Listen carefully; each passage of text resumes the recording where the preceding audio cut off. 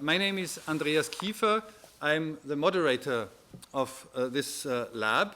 I'm Secretary General of the Congress of Local and Regional Authorities. This is an elected function, elected by the members of this Congress, mayors, city and municipal councillors, presidents of regional governments, of regional executives from the 47 member states, from the Azores to Cyprus, from Russia to Sicily. So we are sponsoring this lab because in the legal framework of the Council of Europe, democracy is well developed for the local and regional level. And this is where the interaction is most direct and most vivid. There is a European Charter of Local Self-Government, 25 years old, this year ratified by 47 member states, all of the Council of Europe member states. And we are celebrating this legal instrument which protected the institutions of municipalities, the autonomy of politicians, the autonomy of local administration. A couple of years later, an additional protocol was adopted by Council of Europe member states to also encourage the participation of citizens in public life. So from the institutional protection of municipalities, the focus then shifted to encouraging participation of citizens. And this is the very issue that we are talking about today.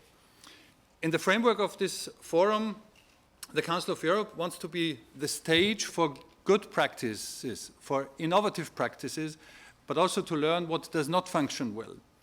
The Council of Europe wants to understand the evolution of activities on the ground in local authorities, in regions, and in the member states, and whenever necessary, draw lessons, develop new standards or requirements to ensure the quality of democracy. But of course, legal instruments, legislation is always less creative than life. And legislation must not hinder creativity, must not hinder new developments, must not hinder new ideas. It must provide the framework to develop further, to go further. So this should be very well understand that it is not the aim to regulate, but to enable what the Council of Europe is doing.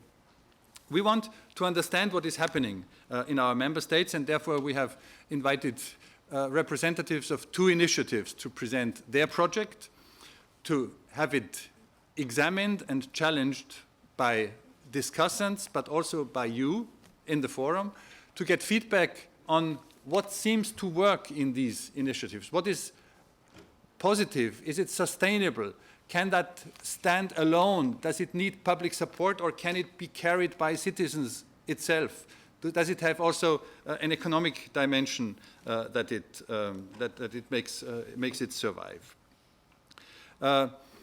We also want to discuss with you not only the challenges, but also the risks connected to e-democracy, and also want to identify possibilities to minimize the threats and to take most of the positive aspects. We will, after the presentation of the two initiatives, we will have an interactive discussion here with a summary that is going to be presented by our rapporteur, Monika Nika.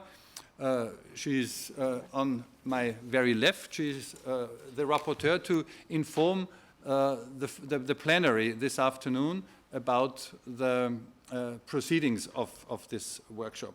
And our work will also be accompanied by a cartoonist, and I'm very happy to welcome Maria Luchankina from Kemerovo region in the Russian Federation, who will roam around in the room and take some sketches, make some pictures, and some of them then in the afternoon will be also shown to the plenary while Monica is presenting the results of this lab. So please feel at ease when she roams around.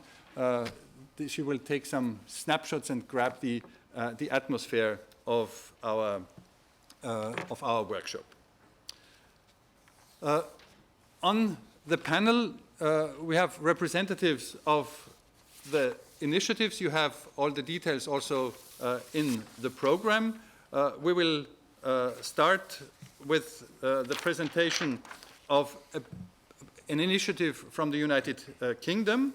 It will be first Anthony Zacharewski, from the co-founder of the Democratic Society, who will present the initiative, and then Jennifer Rowlands, the Chief Executive of Lewis District Council, will elaborate more on that.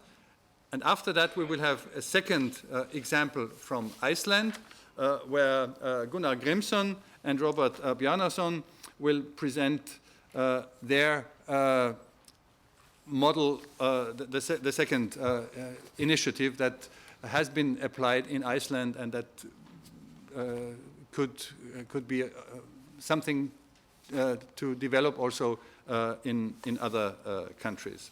The presentations will last about 10 minutes. After that, our discussants will constructively challenge the presentations. And I'm happy to present our discussants, Mrs. Hille Hinsberg from Estonia. She's working for the Praxis Center for Policy Studies, a think tank in Estonia. And Andranik Melik-Tangyan, the head of the unit Policy Modeling at the Institute for Economic and Social Research of the Hans Böckler Foundation of the German trade unions. We have foreseen also a representative of the Parliamentary Assembly, Mr. Vincenzo Sant'Angelo, who will hopefully join us a little bit later.